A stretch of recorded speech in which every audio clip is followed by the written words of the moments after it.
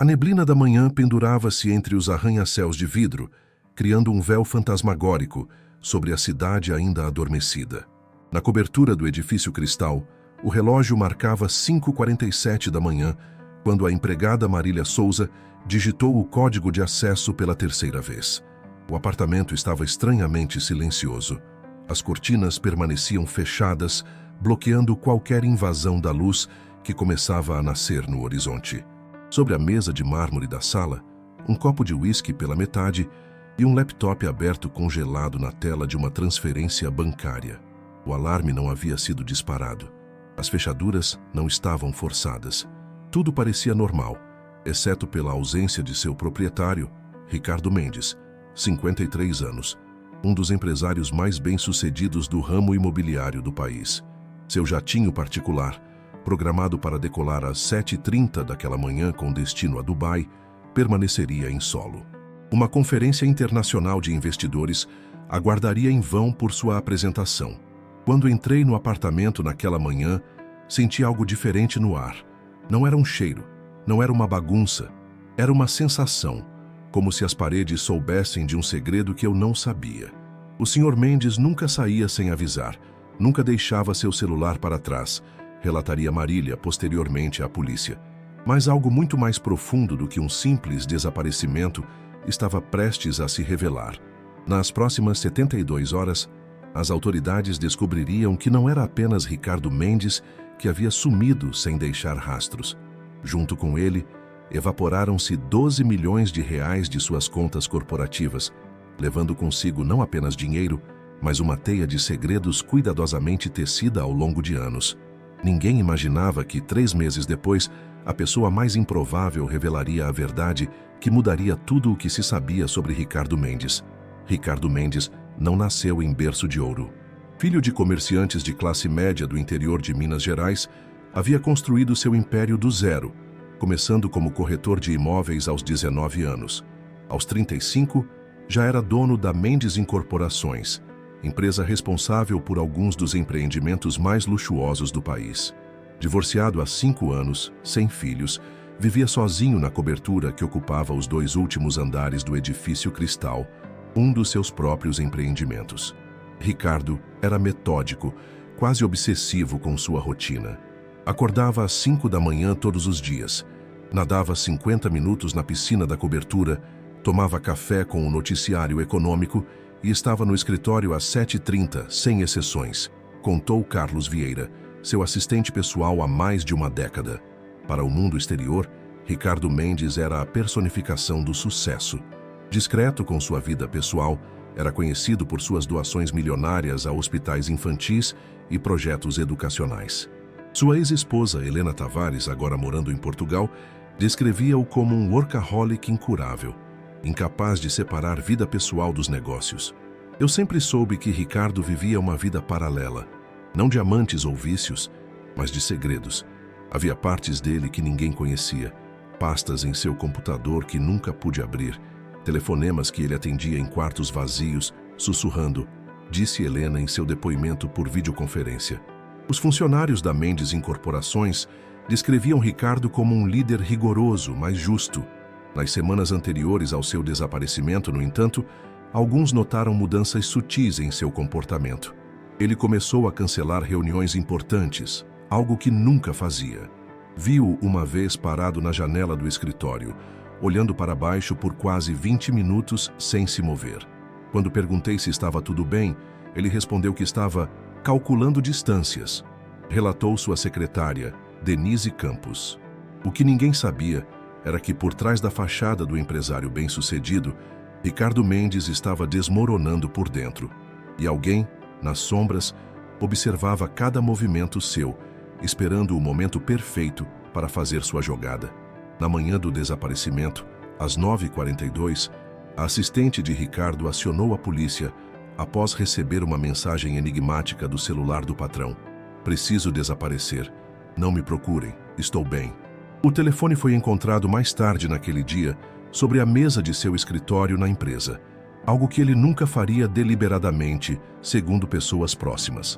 A análise das câmeras de segurança do edifício revelou que Ricardo havia saído pela garagem em seu Porsche Cayenne preto por volta das 23h15 da noite anterior.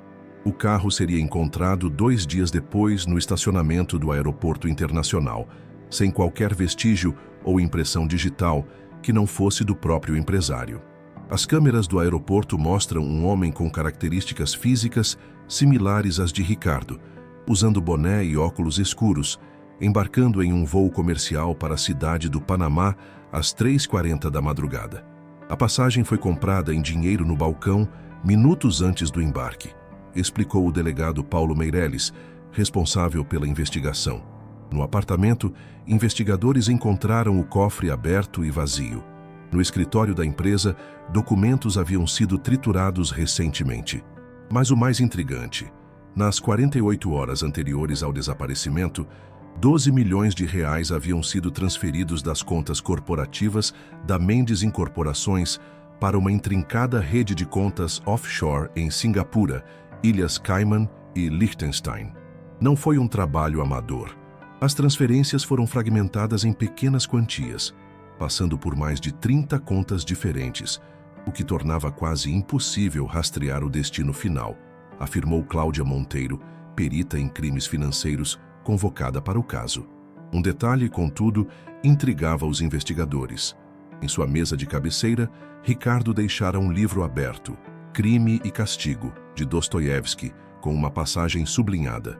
O homem é um ser que se acostuma a tudo, o que, penso eu, é a melhor definição que se pode dar dele. E ao lado do livro, um pequeno pedaço de papel com o que parecia ser um código, M3NS4G3 e MN4P4R3D3. Ninguém conseguia decifrar seu significado, nem encontrar qualquer mensagem nas paredes do apartamento. O que ninguém sabia é que a resposta estava escondida não nas paredes visíveis, mas naquelas que ninguém jamais olhava. E só uma pessoa tinha acesso a elas. Em menos de 24 horas, o desaparecimento de Ricardo Mendes tornou-se o assunto principal nos noticiários nacionais. A Polícia Federal assumiu o caso, classificando-o como possível fuga de capital e evasão fiscal. As ações da Mendes Incorporações despencaram 43% na Bolsa de Valores em um único dia, arrastando consigo o patrimônio de centenas de investidores. No saguão da empresa, funcionários atônitos tentavam compreender como seu chefe, conhecido por sua ética empresarial, poderia ter fugido com dinheiro da corporação. Investigadores vasculhavam arquivos, computadores e depoimentos em busca de pistas. Reunimos uma força-tarefa com 15 agentes dedicados exclusivamente ao caso. Estamos trabalhando com a Interpol e autoridades do Panamá para rastrear seus possíveis passos após o desembarque, declarou o delegado Meirelles em coletiva de imprensa. As buscas se estenderam às propriedades de Ricardo, uma fazenda no interior de São Paulo, um apartamento de veraneio no litoral e uma casa na Serra. Todas estavam intactas, sem sinais de visita recente. Seu passaporte diplomático não havia sido usado. Seu jatinho particular permanecia no hangar. A ex-esposa, Helena, foi interrogada por videoconferência de Portugal. Ricardo era obstinado, mas nunca foi desonesto. Há algo errado nessa história. Ele pode ter muitos defeitos, mas jamais roubaria dinheiro de sua própria empresa. Nas redes sociais, teorias conspiratórias começaram a surgir. Alguns alegavam que Ricardo havia sido sequestrado e forçado a transferir o dinheiro. Outros suspeitavam que ele havia descoberto um esquema de corrupção dentro da própria empresa e fugido para proteger sua vida. Havia até quem sugerisse que o empresário tinha um tumor cerebral terminal e decidira desaparecer com o dinheiro para viver seus últimos meses em algum paraíso tropical. Enquanto isso, no apartamento de cobertura agora lacrado pela polícia, algo aguardava para ser descoberto. Algo que só seria revelado 3 meses depois, quando a pessoa mais improvável quebraria seu silêncio. Até aqui sabemos que Ricardo Mendes, um empresário bem-sucedido do ramo imobiliário, desapareceu misteriosamente de seu apartamento, junto com 12 milhões de reais transferidos de suas contas corporativas. Seu carro foi encontrado no aeroporto e há evidências de que ele embarcou para o Panamá. Seu desaparecimento causou comoção nacional e queda nas ações de sua empresa, enquanto as autoridades tentam rastrear seu paradeiro. Após um mês de buscas intensas, a investigação parecia estagnar. O suposto Ricardo Mendes, que embarcara para o Panamá, desaparecera completamente após deixar o aeroporto em um táxi. As transferências bancárias, meticulosamente planejadas, formavam um labirinto quase impossível de desvendar. A hipótese de sequestro foi gradualmente descartada pela ausência de pedido de resgate. 3 teorias principais começaram a tomar forma entre os investigadores. A primeira: Ricardo havia planejado sua fuga meticulosamente, cansado da pressão e responsabilidades de sua vida corporativa. Os 12 milhões seriam seu seguro de vida para recomeçar em algum país sem tratado de extradição com o Brasil. A segunda: o empresário estava sendo chantageado havia meses e finalmente cedera, transferindo o dinheiro e fugindo por medo ou vergonha do que poderia ser revelado. A terceira, mais sombria: Ricardo Mendes não estava mais vivo. Seu desaparecimento e as transferências seriam obra de alguém próximo, com acesso privilegiado às suas senhas e rotina. A análise forense dos dispositivos eletrônicos de Mendes revelou buscas recentes por como desaparecer sem deixar rastros e países sem extradição, o que fortalece a hipótese de fuga planejada, explicou a delegada assistente Laura Brandão. Contudo, detalhes desconcertantes não se encaixavam em nenhuma das teorias. Por que Ricardo deixaria para trás objetos de valor sentimental, como o relógio que herdara do pai? Por que abandonaria medicamentos essenciais para sua hipertensão? E, mais intrigante, por que deixaria pistas enigmáticas como o livro marcado e o código misterioso? No meio da confusão de teorias, um novo elemento surgiu. Gravações de câmeras de segurança de um shopping center mostravam Ricardo, 2 dias antes de seu desaparecimento, em uma acalorada discussão com um homem não identificado. A gravação não tinha áudio, mas especialistas em leitura labial sugeriam que a conversa envolvia pagamento final e documentos comprometedores. Ricardo parecia estar sob extrema pressão. Em determinado momento, ele passa as mãos pelo rosto em um gesto de claro desespero. O outro homem mantém uma postura intimidadora, inclinando-se para frente enquanto fala, relatou a especialista em linguagem corporal consultada pela polícia. A identidade do homem misterioso tornou-se o novo foco da investigação, mas as imagens de baixa resolução e o boné que ele usava dificultavam seu reconhecimento. Seria este homem a chave para desvendar o mistério? O que ninguém esperava é que a verdade seria revelada não pelas sofisticadas técnicas de investigação da polícia, mas por alguém que sempre esteve lá, observando silenciosamente, limpando os rastros que ninguém mais notava. 3 meses após o desaparecimento de Ricardo Mendes, quando o caso começava a esfriar na mídia e os investigadores admitiam privadamente estar em um beco sem saída, o delegado Paulo Meirelles recebeu uma ligação inusitada. Marília Souza, a faxineira que trabalhava no apartamento de Ricardo há mais de 7 anos, pedia para falar urgentemente sobre algo que descobrira. Inicialmente cética, a equipe de investigação concordou em ouvir o que Marília tinha a dizer. Na sala de interrogatório, a mulher de 58 anos, mãos calejadas e olhar baixo, retirou da bolsa um pequeno dispositivo de armazenamento USB. Eu sempre limpei atrás dos móveis do Sr. Ricardo, algo que ele fazia questão. Marília, a poeira se acumula onde ninguém vê, ele dizia. Na semana passada, ao mover o armário do closet para a limpeza mensal, notei que um pedaço do rodapé estava solto. Dentro havia isto, explicou, colocando o dispositivo sobre a mesa. O pendrive continha uma pasta criptografada. A senha M3NS4G3MN4P4IR3D3, exatamente o código encontrado ao lado do livro de Dostoiévski. Dentro havia um vídeo gravado pelo próprio Ricardo Mendes 2 dias antes de seu desaparecimento. No vídeo, um Ricardo visivelmente abatido, olheiras profundas e mãos trêmulas, falava diretamente para a câmera. Se este vídeo está sendo assistido, significa que consegui desaparecer, mas também que Marília encontrou minha mensagem nas paredes. Não roubei dinheiro algum. Os 12 milhões foram extorquidos de mim ao longo dos últimos 8 meses por Henrique Lemos, meu sócio minoritário e amigo de 25 anos. Ricardo prosseguia explicando que Henrique havia descoberto documentos que provavam que a Mendes Incorporações havia subornado fiscais e falsificado laudos ambientais nos primórdios da empresa, 15 anos atrás. Com estas provas, Henrique começou a extorquí-lo, exigindo transferências regulares para contas no exterior. Eu poderia denunciá-lo, mas isso significaria admitir meus próprios crimes do passado. Destruiria tudo o que construí, inclusive os projetos sociais que dependem da empresa. Então paguei, mês após mês esperando que ele se satisfizesse, mas a ganância só crescia. As mãos de Ricardo tremiam ainda mais enquanto ele tomava um gole de água. No mês passado, Henrique exigiu uma transferência final de 12 milhões, prometendo devolver os documentos incriminatórios. Concordei, mas sabia que era mentira. Ele nunca pararia. Então, elaborei um plano. Faria a transferência, mas também deixaria provas de sua extorsão.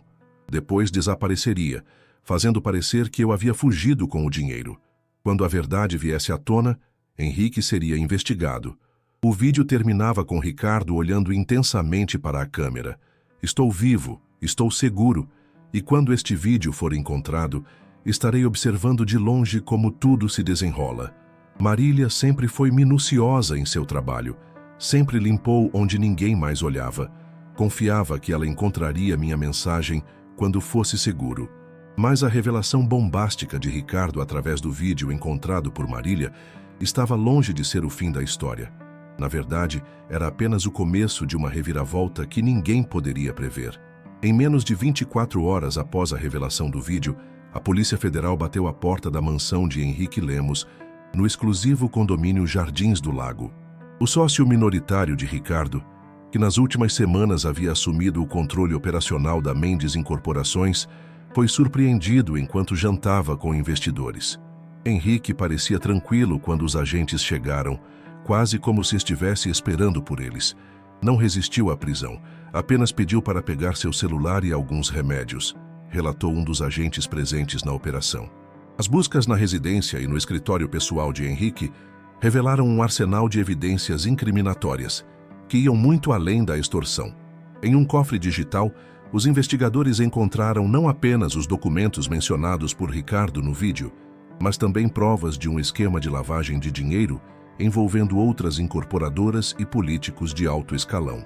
Encontramos anotações detalhadas das extorsões feitas a Ricardo, com valores, datas e até mesmo transcrições de conversas. Parecia um diário de crime meticulosamente mantido, explicou a delegada Laura Brandão em coletiva de imprensa.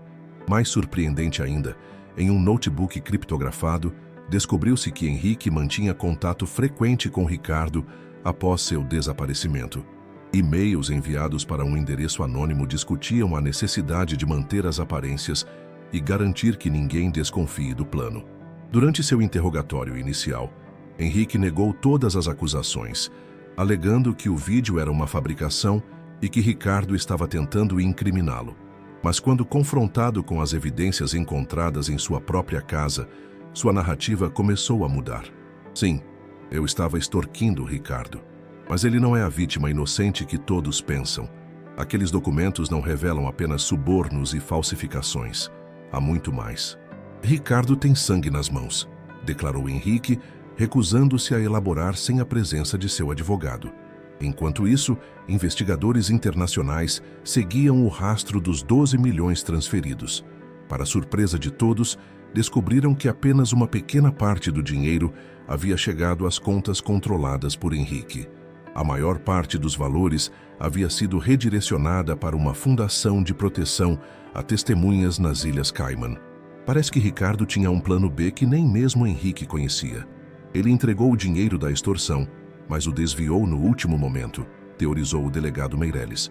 A pergunta que todos faziam agora: onde estava Ricardo Mendes? Se ele estava vivo e observando de longe, como afirmara no vídeo, por que não entrava em contato com as autoridades agora que seu plano havia funcionado? A resposta viria de uma fonte inesperada, revelando que o jogo de gato e rato entre Ricardo e Henrique era ainda mais complexo do que qualquer um poderia imaginar. Até aqui, sabemos que Ricardo Mendes não fugiu com o dinheiro como se acreditava inicialmente, mas estava sendo extorquido por seu sócio Henrique Lemos. Ricardo deixou um vídeo escondido que foi encontrado pela faxineira Marília 3 meses após seu desaparecimento. Com a prisão de Henrique e a descoberta de evidências adicionais, o caso ganhou novas camadas de complexidade, enquanto o paradeiro de Ricardo continua desconhecido. Uma semana após a prisão de Henrique Lemos, enquanto peritos ainda analisavam o material apreendido em sua residência, uma carta manuscrita chegou à delegacia, endereçada pessoalmente ao delegado Paulo Meireles. O envelope sem remetente havia sido postado de uma pequena cidade no litoral do Uruguai. A carta, escrita com a caligrafia inconfundível de Ricardo Mendes, revelava a peça final do quebra-cabeça. Caro delegado Meireles, quando você ler esta carta, já terei me mudado novamente. Peço desculpas pelo teatro elaborado, mas era a única forma de garantir que a verdade viesse à tona sem que eu estivesse presente para enfrentar não apenas a justiça brasileira, mas também pessoas muito mais perigosas que Henrique. O que meu ex-sócio disse é verdade. Há sangue em minhas mãos. Há 15 anos, durante a construção do nosso primeiro grande empreendimento, o residencial Vista Verde, um acidente matou 3 operários. Não foi um acidente comum. Foi resultado direto da pressão que fiz para acelerar a obra, ignorando protocolos de segurança. Subornei fiscais, falsifiquei laudos e, o pior de tudo, paguei para encobrir as mortes, registrando-as como acidentes ocorridos fora do canteiro de obras. Henrique sempre soube, pois estava comigo naquele dia. Por anos, isso permaneceu como nosso segredo compartilhado, uma mancha que carregávamos enquanto construíamos nosso império. Mas enquanto eu passei a última década tentando compensar meu crime, construindo hospitais, financiando escolas, tentando salvar mais vidas do que aquelas que ajudei a tirar, Henrique via apenas uma oportunidade. Quando começou a me extorquir, percebi que nunca estaria livre. Então elaborei este plano: deixar que ele me extorquisse uma última vez, fazer parecer que eu havia fugido com o dinheiro e então revelar tudo quando ele assumisse o controle da empresa. Os 12 milhões não estão comigo. Como você já deve ter descoberto, transferi a maior parte para uma fundação que auxilia famílias de trabalhadores mortos em acidentes de construção. O restante foi para as famílias daqueles 3 operários. Tarde demais, eu sei, mas era o mínimo que poderia fazer. Sei que devo voltar e enfrentar a justiça pelos meus crimes. E farei isso, mas não agora. Há outras pessoas envolvidas no esquema de Henrique, políticos e empresários poderosos, que não hesitariam em me silenciar permanentemente. Preciso de mais tempo para reunir provas contra todos eles. Marília não sabia de nada. Ela apenas fazia seu trabalho com a mesma dedicação de sempre, limpando onde ninguém mais olhava. Foi por isso que confiei nela para encontrar minha mensagem. Continuarei observando de longe, e quando for seguro voltarei para enfrentar as consequências dos meus atos. Ricardo Mendes. A carta foi submetida a análises grafotécnicas que confirmaram sua autenticidade. Investigadores foram enviados ao Uruguai, mas Ricardo, como prometido, já havia partido. Esta carta muda significativamente o escopo da investigação. Não estamos mais apenas procurando um empresário desaparecido ou investigando uma extorsão. Estamos diante de um caso que envolve homicídio culposo, suborno, falsificação e uma possível rede de corrupção que se estende por vários setores, declarou o delegado Meireles. Enquanto isso, Henrique Lemos, confrontado com a carta de Ricardo, finalmente quebrou. Em um acordo de delação premiada, começou a revelar nomes de políticos e empresários envolvidos no esquema de corrupção que se estendia muito além da Mendes Incorporações. Mas mesmo com todas essas revelações, uma pergunta persistia. Ricardo Mendes era vítima ou vilão nesta história? Herói relutante ou manipulador que orquestrou tudo para escapar de seus crimes? A resposta, como sempre neste caso, parecia estar em algum lugar nas entrelinhas, nas sombras entre o preto e o branco. Com as revelações bombásticas da carta de Ricardo e a delação premiada de Henrique, o caso ganhou proporções nacionais ainda maiores. A operação, agora batizada de Espelhos Partidos, pela Polícia Federal, já havia resultado na prisão preventiva de 3 políticos de expressão nacional e 5 empresários do setor imobiliário. As investigações nos canteiros de obras da Mendes Incorporações confirmaram a história dos 3 operários mortos há 15 anos. Seus corpos foram encontrados em um cemitério local, mas os registros indicavam causas de morte diferentes das reais.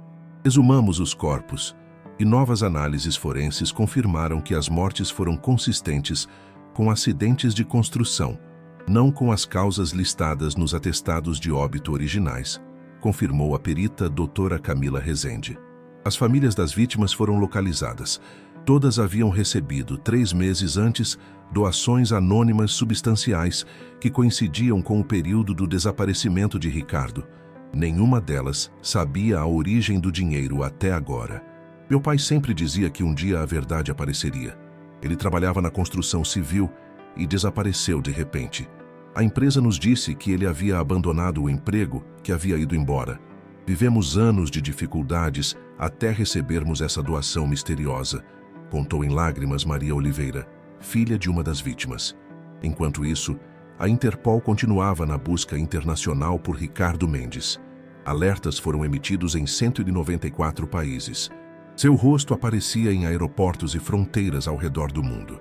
Mas como um fantasma, ele parecia sempre estar um passo à frente. A imprensa se dividia. Alguns veículos pintavam Ricardo como um criminoso arrependido, tentando compensar seus erros. Outros o retratavam como um manipulador que orquestrou seu próprio desaparecimento para escapar da justiça, usando Henrique como bode expiatório. Marília Souza, a faxineira que encontrou o pendrive, concedeu apenas uma entrevista para um documentarista independente. O senhor Ricardo não era perfeito, isso eu sempre soube, mas vi como ele mudou ao longo dos anos. Vi os remédios para dormir se acumulando, ouvi seus pesadelos quando dormia no sofá após trabalhar a noite toda. Ele carregava um peso. Talvez o que ele fez agora seja sua forma de finalmente se libertar. A Mendes Incorporações, agora sob intervenção judicial, enfrentava uma crise sem precedentes. Milhares de empregos estavam em risco, projetos paralisados, investidores em pânico. Os projetos sociais fundados por Ricardo, hospitais, escolas, centros de reabilitação, corriam risco de fechamento sem seu principal mantenedor. A história de Ricardo Mendes havia se transformado em um espelho partido, onde cada fragmento refletia uma versão diferente da verdade. Em cada versão, ele era simultaneamente vilão e herói, fugitivo e justiceiro, culpado e redentor. E enquanto o mundo tentava decifrar quem realmente era Ricardo Mendes, ele observava de longe, um homem sem rosto, carregando o peso de suas escolhas passadas e o incerto futuro que o aguardava. 6 meses após o desaparecimento de Ricardo Mendes, em uma manhã chuvosa de outono, o delegado Paulo Meireles encontrou um envelope na porta de sua casa. Dentro, uma passagem de ônibus para uma pequena cidade litorânea a 3 horas da capital e um bilhete simples. Está na hora de terminarmos nossa conversa. Sem informar a equipe ou pedir reforços, Meireles seguiu sozinho até o destino indicado. Na praia deserta, castigada por um vento frio, uma figura solitária o aguardava, sentada em um banco de madeira desgastado pelo sal. Ricardo Mendes estava quase irreconhecível. O cabelo, antes perfeitamente aparado, estava grisalho e mais longo. A barba, agora cheia, cobria parte de seu rosto. Os olhos, no entanto, mantinham a mesma intensidade. "Obrigado por vir sozinho", disse Ricardo sem se levantar. "Você sabia que estou obrigado a prendê-lo", respondeu Meireles, sentando-se ao seu lado. "Sim, e é por isso que estou aqui, mas antes preciso lhe entregar algo." Ricardo entregou ao delegado um pendrive e uma pasta de documentos. "Aqui está tudo. Nomes, datas, contas bancárias, gravações. A rede inteira de corrupção que Henrique apenas começou a revelar. Há pessoas muito mais poderosas envolvidas. Gente que faria de tudo para que essas informações nunca viessem à tona." Meireles examinou brevemente os documentos, impressionado com a extensão e detalhamento das provas. "Por que você está me entregando isso agora?" "Porque finalmente completei minha parte. As famílias daqueles operários receberam o que lhes era devido. Os 12 milhões foram direcionados para onde deveriam ir. E agora as provas contra os verdadeiros predadores estão seguras com você." Ricardo olhou para o mar revolto antes de continuar. "Sabe, delegado, passei 15 anos tentando construir algo tão grande e impressionante que pudesse ofuscar aquelas 3 mortes. Como se hospitais e escolas pudessem trazer aqueles homens de volta. Como se caridade pudesse lavar o sangue de minhas mãos. E valeu a pena? Perguntou Meirelles. Não. Não há construção alta o suficiente para você se esconder de si mesmo. A única redenção possível é encarar a verdade, não fugir dela. É por isso que estou aqui. Estou cansado de fugir. Ricardo levantou-se, estendendo os braços para o delegado em um gesto de rendição. Ricardo Mendes, você está preso pelos crimes de homicídio culposo, suborno de autoridades, falsificação de documentos públicos. Enquanto o delegado recitava seus direitos, Ricardo olhou uma última vez para o horizonte, onde o céu e o mar se fundiam em uma linha indefinida. Um sorriso discreto formou-se em seus lábios. Nos meses que se seguiram, o julgamento de Ricardo Mendes tornou-se um dos mais mediáticos da história recente. Sua cooperação resultou na prisão de dezenas de empresários e políticos envolvidos no esquema de corrupção. A Operação Espelhos Partidos expandiu-se para tornar-se a maior investigação de corrupção no setor imobiliário do país. As famílias das 3 vítimas estiveram presentes em cada audiência. Ricardo fez questão de olhar nos olhos de cada uma delas e pedir perdão pessoalmente. Alguns aceitaram, outros não puderam. A Mendes Incorporações, agora sob nova direção e com parte de suas ações transferidas para uma fundação que auxiliava famílias de trabalhadores da construção civil, lentamente se reconstruía. Os projetos sociais iniciados por Ricardo continuavam funcionando agora com financiamento independente. Condenado a 12 anos de prisão, Ricardo aceitou sua sentença sem recursos. Em sua única declaração pública após a condenação, disse apenas: "Não há fuga possível do espelho que nos mostra quem realmente somos. Minha única esperança é que minha história sirva de lição para aqueles que acreditam que poder e dinheiro podem comprar impunidade." Em sua cela, Ricardo mantinha apenas 2 objetos pessoais: o livro Crime e Castigo de Dostoiévski e uma pequena fotografia em preto e branco dos 3 operários, tirada dias antes de suas mortes, sorrindo em frente à construção que seria tanto seu túmulo quanto o primeiro degrau de um império construído sobre segredos. Às vezes, durante a noite, os guardas o viam acordado, olhando fixamente para aquela fotografia. O que se passava em sua mente, ninguém jamais saberia. Talvez remorso, talvez arrependimento, ou talvez a compreensão tardia de que, no final, nossas escolhas são as únicas coisas que verdadeiramente nos pertencem. E em algum lugar da cidade, Marília Souza continuava seu trabalho, limpando onde ninguém mais olhava, guardando consigo o segredo de quantas outras mensagens nas paredes ainda aguardavam para serem descobertas.